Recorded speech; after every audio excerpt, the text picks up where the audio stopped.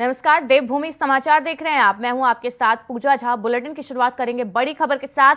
विधानसभा से बर्खास्त कर्मचारियों का अनिश्चितकालीन धरना 10वें दिन भी जारी रहा। विधानसभा से बर्खास्त होने के बाद कर्मचारियों ने अपनी समस्याएं गिनी है। बड़ी अपडेट आपको दे रहे हैं। विधानसभा से बर्खास्त कर्मचारियों का अनिश्चितकालीन धरना 10वें दिन भी जारी रहा। पिछले 10 दिनों से सभी कर्मचारी अनिश्चितकालीन धरने पर डटे हुए हैं। विधानसभा से बर्खास्त होने के बाद कर्मचारियों ने अपनी समस्याएं गिनाई हैं। बर्खास्त कर्मचारियों के सामने रोजी रोटी का संकट खड़ा हो गया है, जिसके चलते वो विधानसभा के बाहर धरने पर डटे हुए हैं। पिछले 10 दिनों से उनका धरना जारी है।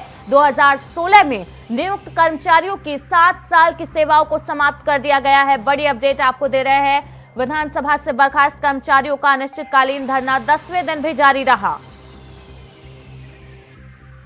इसी खबर पर ज्यादा अपडेट के लिए हमारे साथ अभय कैंतुरा जुड़े हुए हैं फोन लाइन पर। अभय, बर्खास्त कर्मचारियों का धरना, अनिश्चितकालीन धरने पर वो डटे हुए हैं। 10वें दिन भी उनका धरना जारी रहा है। प्रशासन की तरफ से क्या कुछ संज्ञान लिया गया है इस पर अब तक?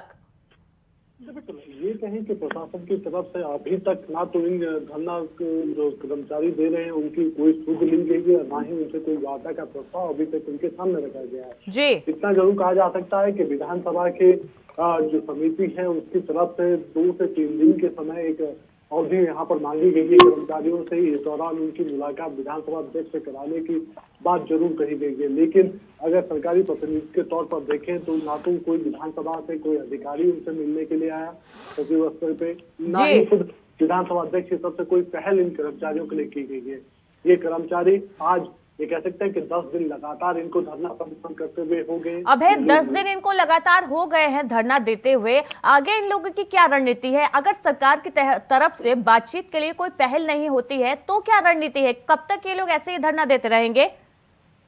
बिल्कुल, इसमें सीधे तौर पर कर्मचारियों ने अपना आंदोलन अनिश्चित काल के लिए यहाँ पर शुरू करा है। कर्मचारियों की मांग है कि जिस वजह से उनको हटाने का काम किया गया वो न्याय संगत नहीं यहाँ पर नजर आता है, क्योंकि जिस कमेटी की रिपोर्ट के आधार पर उनको हटाने का काम किया गया, उस कमेटी की रिपोर्ट में 2001 से लेकर 2022 तक के जो कर्मचारी थे जिनको तदर्थ रूप में नियुक्ति देने का काम किया गया था, उन सभी की नियुक्तियां यहाँ पर अवैध है, अवैध करार दी गई है। तो ऐसे में सिर्फ कार्रवाई 2016 के बाद के कर्मचारियों पर ही क्यों सरकार की तरफ से की जाती है, क्यों विधानसभा अध्यक्ष 2016 के बाद के कर्मचारियों को रखने का काम यहाँ पर करता है। इसलिए लगातार कर्मचारियों का जो आंदोलन है, बर्खास्त कर्मचारियों का, वो यहाँ पर जारी है। उनका कहना है कि उनके सामने रोजी रोटी का संकट जरूर खड़ा हो गया, लेकिन वो अपनी लड़ाई को जारी रखेंगे जब तक सरकार की तरफ से या संगठन पर विधानसभा की तरफ से कोई उनसे बातचीत करने के लिए नहीं आता, उनके जो मांग है उन मांगों का समाधान नहीं करता है। जी अभय,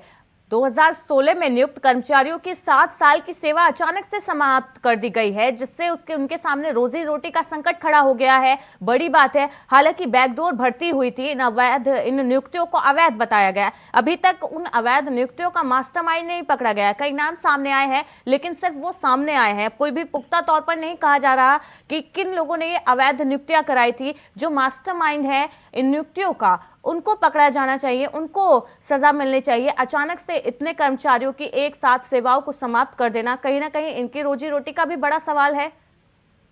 बिल्कुल, ये कह सकते हैं कि जिस आधार पर इन कर्मचारियों को रखने का काम किया गया था, तो उस आधार पर समझा जा सकता है कि जो पावर उनको कर्मचारियों को रखने की विधानसभा अध्यक्षों के पास जो रहती है, उस पर ना तो पूर्व के किसी भी विधानसभा अध्यक्ष पर कोई कार्रवाई यहाँ पर हुई है और ना ही किसी राजनीतिक रूप से किसी और व्यक्ति को इस मामले पर दोषी करार देने का काम किया गया। सीधे तौर पर कहा जा सकता है कि कर्मचारियों के ऊपर एक मुफ्त कार्रवाई यहाँ पर की गई है। 2016 के बाद से 2021 तक के जो 228 जो कर्मचारी तदर्थ नियुक्ति पर लगाए गए थे, उन सभी को विधानसभा से बाहर करने का काम किया गया।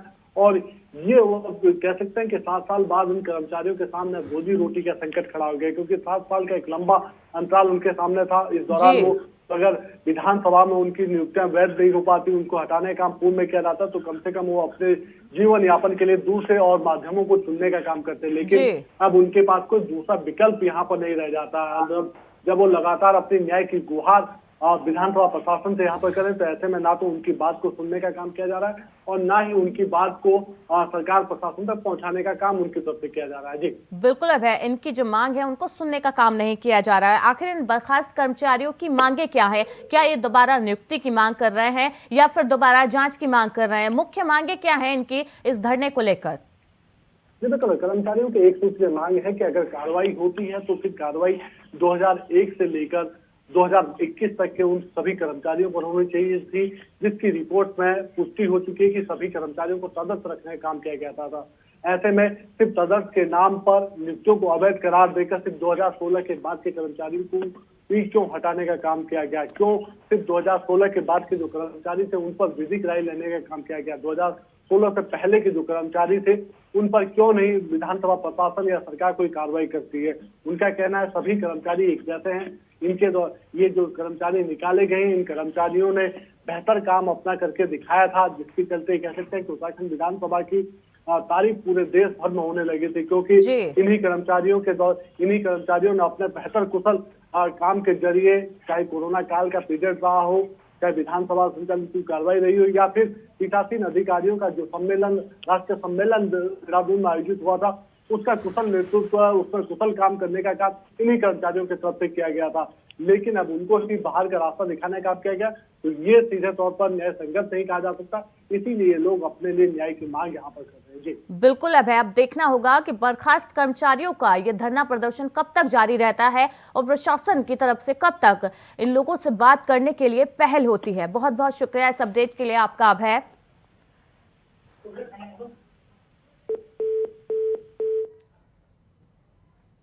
खबर देहरादून से है, जहां देश की सबसे पुरानी पार्टी कांग्रेस आज अपना 138वां स्थापना दिवस मना रही है। ब्रिटिश राज में 28 दिसंबर 1885 को कांग्रेस की स्थापना हुई थी। आज के इस कार्यक्रम के मौके पर सेवा दल ने ध्वजारोहण कर झंडे को सलामी दी। कार्यक्रम में पूर्व कैबिनेट मंत्री हीरा सिंह बिष्ट, महानगर अध्यक्ष जसविंदर सिंह गोगी सहित तमाम कांग्रेसी कार्यकर्ता मौजूद रहे। तो कांग्रेस का आज 138वां स्थापना दिवस है। 28 दिसंबर 1885 को कांग्रेस की स्थापना हुई थी ब्रिटिश काल में, और इसी उपलक्ष्य में आज देश भर में कांग्रेस पार्टी मुख्यालय पर ध्वजारोहण किया गया। कांग्रेस अपना 138वां स्थापना दिवस मना रही है। देहरादून में भी सेवा दल ने ध्वजारोहण कर झंडे को सलामी दी है। कार्यक्रम में पूर्व कैबिनेट मंत्री हीरा सिंह बिष्ट भी मौजूद रहे।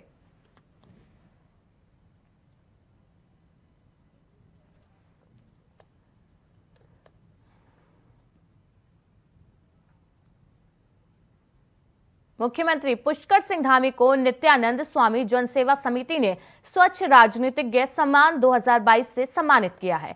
संस्था की ओर से प्रख्यात लेखक, मशहूर कवि, लेखक, पटकथाकार प्रसून जोशी समेत 7 लोगों को उत्तराखंड गौरव पुरस्कार से सम्मानित किया गया है। मुख्यमंत्री आवास पर स्थित मुख्य सेवक सदन में हुए कार्यक्रम में मुख्यमंत्री के हाथों सम्मानित होने वालों में पद्मश्री बसंती बिष्ट, जितेंद्र जोशी, हरेंद्र कुमार गर्ग, डॉक्टर डीएम काला और प्रेम सिंह हिगवाल शामिल रहे। इन्हें संस्था ने संगीत, शिक्षा, उद्योग, चिकित्सा एवं सांस्कृतिक संपदा के क्षेत्र में उल्लेखनीय योगदान के लिए पुरस्कृत किया गया है। तो सीएम धामी को आज स्वच्छ राजनीतिज्ञ का सम्मान मिला है। नित्यानंद स्वामी जनसेवा समिति ने उनको सम्मानित किया है सम्मान से, और इस दौरान लेखक प्रसून जोशी समेत 7 और लोग सम्मानित किए गए हैं उत्तराखंड गौरव पुरस्कार से।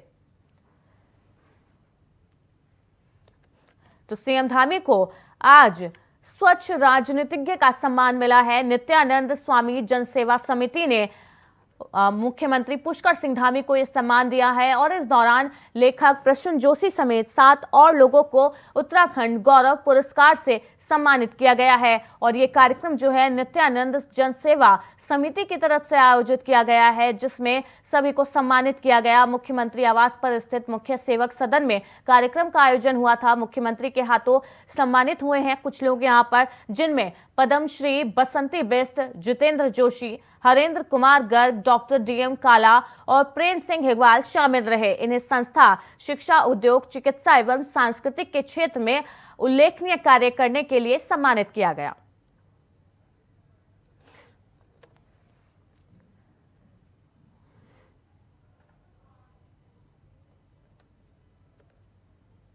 धर्मनगरी हरिद्वार में कई दिनों से हो रहे कोहरे के बाद आज हर की पौड़ी स्थित ये हो गई है कि कोहरे की चादर में हर की पौड़ी गायब ही हो गई है, दिखाई नहीं दे रही है। विजिबिलिटी बहुत कम हो गई है। दरअसल घने कोहरे के बीच चंद यात्री मां गंगा में आस्था की डुबकी लगाते हुए नजर आए। ये वही घाट है जहां हर समय यात्रियों का जमावड़ा लगा रहता है। आगे बढ़ते हैं। धर्मनगरी हरिद्वार में कई दिनों से हो रहे कोहरे के बाद आज हर की पौड़ी की स्थिति ये रही कि कोहरे की चादर में हर की पौड़ी गायब ही हो गई, दिखाई ही नहीं दी। दरअसल घने कोहरे के बीच चंद यात्री मां गंगा में आस्था की डुबकी लगाते हुए दिखाई दिए। ये वही घाट है जहां हर समय यात्रियों की भारी भीड़ रहती है। यहां हमेशा यात्री आते हैं, आस्था की डुबकी लगाते हैं। यहां पर हमेशा आपको भीड़ नजर आती होगी, लेकिन ठंड और शीतलहर के चलते घाटों पर यात्रियों की संख्या ना के बराबर है। कम ही यात्री यहां पर आ रहे हैं और कुछ ही यात्री यहां पर गंगा में आस्था की डुबकी लगाते हुए दिखाई दिए हैं।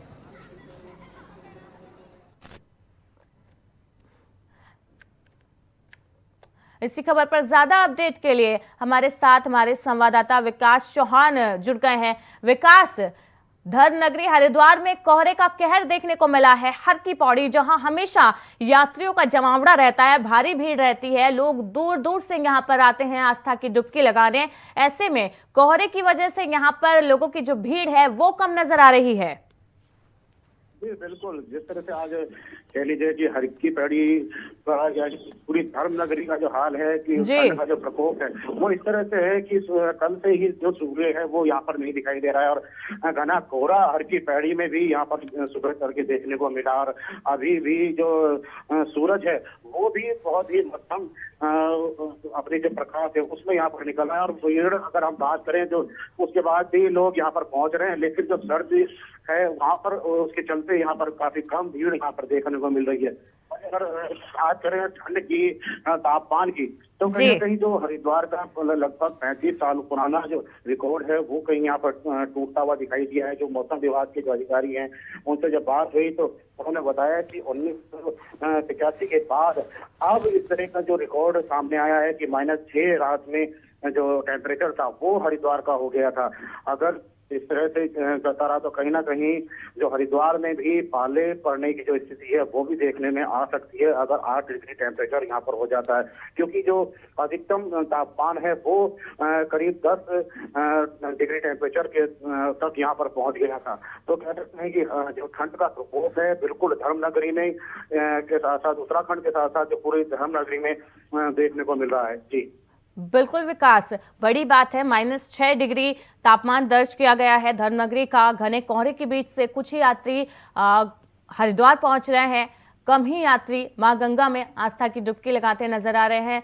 ऐसे में मौसम विभाग की तरफ से क्या कुछ जानकारी मिली है? कब तक यही स्थिति बनी रहेगी मौसम को लेकर धर्मनगरी में? देखिए अभी 2 दिन लगभग इस तरह के ही रहने वाले हैं जब तापमान अपना पूरा प्रकोप यहाँ पर जो सर्दी है वो दिखाएगी। क्योंकि जो अगर हम बात करें जो उत्तराखंड का जो मौसम विभाग है लगभग हर जिले की जहाँ भी ठंड पड़ने की ज्यादा आशंकाएं हैं वहाँ पर जो जिलाधिकारी हैं उन्होंने स्कूलों की छुट्टियां जरूर यहाँ पर कर दी हैं, क्योंकि हरिद्वार में भी जो कक्षा 1 से 12 तक के बच्चों की यहाँ पर 2 दिन की छुट्टी यहाँ पर सर्दी को देखते हुए यहाँ पर की गई है। सभी एहतियातन तौर पर इस तरह के कदम यहाँ पर उठाए जा रहे हैं कि जिलाधिकारी लगभग हर जिले के जहाँ पर ठंड का प्रकोप ज्यादा देखने को मिल रहा है वहाँ छुट्टियां बच्चों की अवकाश यहाँ पर घोषित कर दिए हैं। जी विकास, धर्मनगरी है, पर्यटक स्थल वहां पर है, दूर दूर से लोग आते हैं वहां पर। हर की पौड़ी की बात की जाए तो वहां पर बहुत गरीब और बेसहारा लोग भी वहां पर मिलते हैं। ऐसे लोगों के लिए प्रशासन की तरफ से क्या कुछ व्यवस्थाएं की गई है? रैन बसेरे बनाए गए हैं या कोई और व्यवस्था उनके ठहराव के लिए की गई है? क्योंकि खुले आसमान के बीच में रहना संभव नहीं है इस सर्द मौसम में। यहाँ पर बड़ी संख्या में जो बसेरे यहाँ पर बनाए गए हैं, बिल्कुल आज उसी के चलते क्योंकि सर्दी का प्रकोप इन 2 दिनों में काफी देखने को मिला है।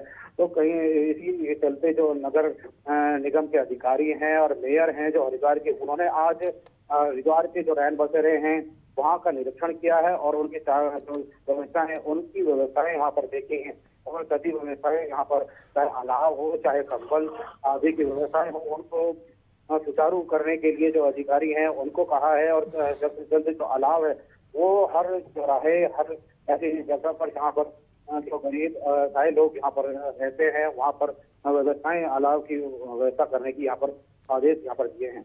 जी विकास, बहुत बहुत शुक्रिया इस अपडेट के लिए। आप बने रहिए हमारे साथ, हम आगे भी आपसे जुड़ेंगे।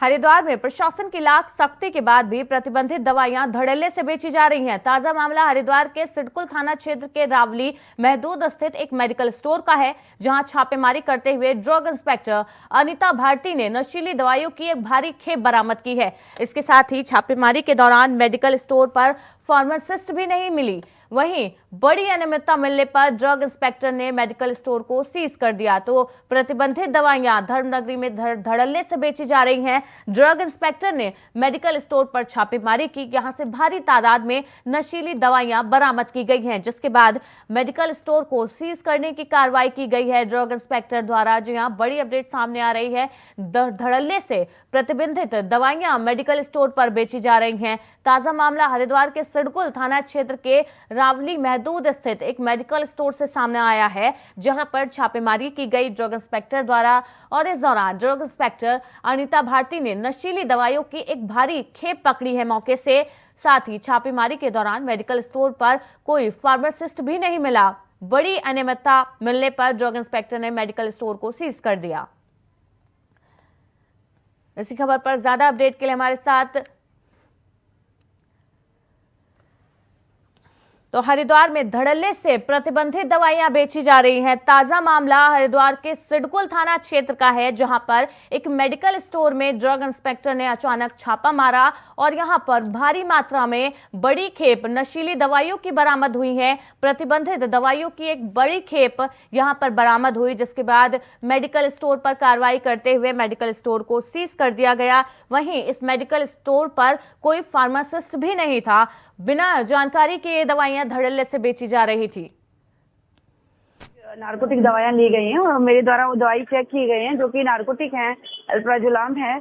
और जिस लड़के ने वो खरीदी है वो अभी जो है 17-18 इयर्स का है और वो इस वक्त सही बता पाने की भी कंडीशन में नहीं है, बट उसके द्वारा बताया गया है कि इस मेडिकल स्टोर से ली गई है। और मैं यहाँ पे आई हूँ और यहाँ पे मेडिकल स्टोर पे ना फार्मासिस्ट है ना मालिक है, कोई और द्वारा इसको चलाया जा रहा है और फिलहाल मेरे द्वारा इस मेडिकल स्टोर को बंद कराया जा रहा है। जबरन धर्मांतरण के खिलाफ अब उत्तराखंड एक नजीर पेश करेगा। बीजेपी प्रदेश अध्यक्ष महेंद्र भट्ट का कहना है कि प्रदेश में धर्मांतरण की खबरों और घटनाओं के मद्देनजर ही धर्मांतरण कानून लाया गया। आने वाले समय में एक नजीर पेश होगी। जबरन धर्मांतरण करवाने वालों पर कड़ी कार्रवाई भी की जाएगी। बीजेपी प्रदेश अध्यक्ष का कहना है कि अभी इस प्रकार के जो मामले सुनाई दे रहे हैं, जो सामने आ रहे हैं, उन पर सख्त से सख्त कार्रवाई की जाएगी। तो धर्मांतरण कानून पर महेंद्र भट्ट का ये बयान सामने आया है और उन्होंने कहा है कि इस मामले में उत्तराखंड देश भर में एक नजीर पेश करेगा। जबरन धर्मांतरण कराने वाले लोगों को अब कड़ी सजा मिलेगी। ऐसे मामलों में अब सख्त कार्रवाई की जाएगी। लंबे समय से चल रहे थे, तभी तो कानून लाना पड़ा, तभी तो सदन का विधेयक पास हुआ। और मैं कह सकता हूँ एक दो घटनाएं जो इस बीच हम भी सभी जानकारी जो प्राप्त हो रही हैं, तो मैं कह सकता हूँ भविष्य के लिए नजीर पेश होगी। उसमें कठोरतम दंड की व्यवस्था है और जो इस दिशा में काम कर रहे हैं जबरन धर्मांतरण का, उनको सजा मिलेगी, मुझे इतना पूरा विश्वास है। वहीं मसूरी विंटर लाइन कार्निवाल की दूसरी शाम पद्मश्री प्रीतम भरतवाण के नाम रही। जागर सम्राट पद्मश्री प्रीतम भरतवाण के जागरण और गीतों ने ऐसा समा बांधा कि युवा खुद को रोक नहीं पाए और नाचने को मजबूर हो गए। देर रात तक चली इस सांस्कृतिक संध्या का दर्शकों ने जमकर लुत्फ उठाया। इस मौके पर मसूरी ट्रेडर्स वेलफेयर एसोसिएशन के द्वारा पद्मश्री प्रीतम भरतवाण को शॉल भेंट कर उन्हें सम्मानित किया गया। तो मसूरी विंटर कार्निवाल की ये तस्वीरें हैं, जहां पर मसूरी में विंटर कार्निवाल का आयोजन किया गया और प्रीतम भरतवाण इस कार्यक्रम में शामिल हुए, जहां पर उन्होंने अपने गीतों से ऐसा समा बांध दिया कि लोग थिरकने को मजबूर हो गए। वहीं इस दौरान उन्हें एक संस्था द्वारा सम्मानित भी किया गया। मसूरी विश्व के मानचित्र में एक अलग स्थान रखती है। मसूरी का एक अपना नाम है, शरदोत्सव के लिए जानी जाती है। विंटर कार्निवल का फेस्टिवल यहाँ पर होना, जहाँ एक और पर्यटकों को आकर्षित करता है, साथ ही स्थानीय होटल्स और बहुत सारे व्यवसाय के लिए भी कारगर सिद्ध होता है। ये बहुत अच्छी पहल है और मैं इसका स्वागत करता हूँ। बहुत अच्छा है, अच्छा परिणाम है। अपनी संस्कृति से नवयुवक जुड़ रहे हैं और कहीं न कहीं अपनी जड़ों की ओर लौटना तो सुखद अनुभूति होती है और इसके बड़े अच्छे परिणाम मिलने लगे हैं। हमने जो शुरुआत आज से 30 बरस पहले हमारे पिताजी ने, हमारे दादाजी ने सैकड़ों साल पहले शुरू करी होगी, उसके देहरादून में कोविड-19 के बनाए गए 100 बेड के अत्याधुनिक अस्पताल का कैबिनेट मंत्री गणेश जोशी ने औचक निरीक्षण किया। साथ ही छावनी परिषद के अधिकारियों को कैबिनेट मंत्री ने कड़ी फटकार लगाई। कोविड-19 में बनाए गए 100 बेड के अस्पताल को छावनी परिषद के अधिकारियों ने प्राइवेट संस्था को लीज पर दे दिया था, जिसकी वजह से मंत्री अधिकारियों पर काफी नाराज दिखे। बताया जा रहा है कि कैबिनेट मंत्री ने कोविड-19 में इस अस्पताल को बनाने के लिए बड़ी जद्दोजहद की थी। सांसद निधि से विधायक निधि और प्रतिनिधि प्रधानमंत्री केयर फंड से भी अस्पताल को धनराशि दी गई थी, तब जाकर इस कोविड केयर का निर्माण कराया गया था। लेकिन यहां पर कैबिनेट मंत्री ने जब अस्पताल का औचक निरीक्षण किया तो बड़ी लापरवाही देखने को मिली है, जिसके लिए अधिकारियों को कैबिनेट मंत्री ने फटकार लगाई है। जी हां, एक प्राइवेट संस्था को ये लीज पर दे दिया गया था कोविड अस्पताल के लिए जो एक केयर बनाया गया था, जिस पर अधिकारी नाराज दिखे और उन्होंने उनको अधिकारियों को फटकार लगाई है। बेड के अस्पताल को छावनी परिषद के अधिकारियों ने प्राइवेट संस्था को लीज पर दे दिया था, जिसकी वजह से मंत्री जी अधिकारियों पर काफी नाराज दिखे और उनको फटकार लगाई है। आपको बता दें, कैबिनेट मंत्री ने कोविड-19 की जब कहर आया था, लहर आई थी, इस अस्पताल को बनाने के लिए बड़ी जद्दोजहद की थी। सांसद निधि, विधायक निधि, प्रधानमंत्री केयर फंड से अस्पताल के लिए धनराशि जुटाई थी, तब जाकर इस कोविड केयर सेंटर का निर्माण कराया गया था। पुरोला के विधायक दुर्गेश्वर लाल के फर्जी हस्ताक्षर और लेटर का उपयोग करने की खबर इस वक्त सुर्खियों में है। बीजेपी विधायक ने कहा, फर्जी तौर पर लेटर का उपयोग हुआ, मेरी छवि को धूमिल किया जा रहा है। साथ ही विधायक ने कहा, मेरे द्वारा एक पत्र लोक निर्माण विभाग पुरोला मोटर मार्ग का हेतु भूस्खलन मद के अंतर्गत दिया गया था। मेरे पत्र का पत्रांक संख्या 097171 है, जो अधिशासी अभियंता को भेजा गया था। मेरे मूल पत्र लोक निर्माण विभाग पुरोला से षड्यंत्र के तहत गायब करके एक दूसरा फर्जी कूटरचित पत्र तैयार किया गया। मूल पत्र से मेरे हस्ताक्षर को स्कैन कर दूसरा पत्र जारी किया गया।